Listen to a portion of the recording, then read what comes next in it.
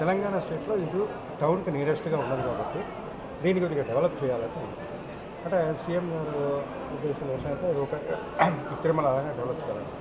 దాని ప్రకారం ఇవాళ ఏం చూసారంటే మొత్తం ఆగమ ప్రకారం వాస్తు ప్రకారం ఉన్న స్థలాన్ని బట్టి కూడా మనకి ఎంత స్థలం ఉంది ఏంటి అని చూసేసి క్షుణ్ణంగా పరిశీలించడం జరిగింది. సీఎం గారి దగ్గర కూడా అదే చెప్పారు. ఉన్నట్టు మనం ప్లాన్ చేసేసి మేము ఇంకా ఒక 15 డేస్లో మేము సబ్మిట్ చేస్తాం సార్. సీఎం గారు సబ్మిట్ చేస్తాం. దాని ప్రకారం ఇవన్నీ జరుగుతుంది సార్. కానీ దీని సీఎం గారు చెప్పిన ప్రకారం చూస్తే మాత్రం ఇది చాలా అంగరంగ వైభవంగా చాలా బ్రహ్మాండంగా ఈ యాదగిరిగుట్ట మనకు డెవలప్మెంట్ అవుతుంది. యాదగిరిగుట్ట బాగా డెవలప్మెంట్ అవుతుంది.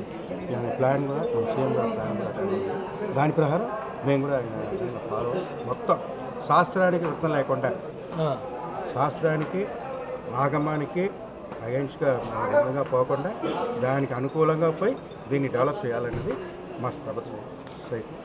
అంటే దీంట్లో మీతో పాటు ఇంకెంతమంది స్థపతులు పాల్గొంటున్నారు, వారికి ఇచ్చే సూచన ఎట్లా? ఇప్పుడు స్థపతి అంటే నేను ఒక్కరే మొత్తం తెలంగాణ మీద ఉన్నాను. నేను కూడా రిటైర్డ్ అయ్యి మళ్ళీ నేను రీఎంప్లాయ్మెంట్ చేసుకున్నాను.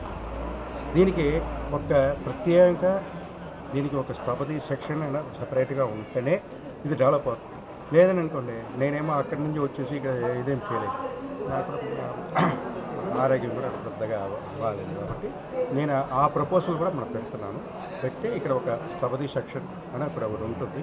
ఉంటేనే ఇది డెవలప్మెంట్ అవుతుంది. అయ్యా మన అయ్యగారిని మనం మాట్లాడాలి.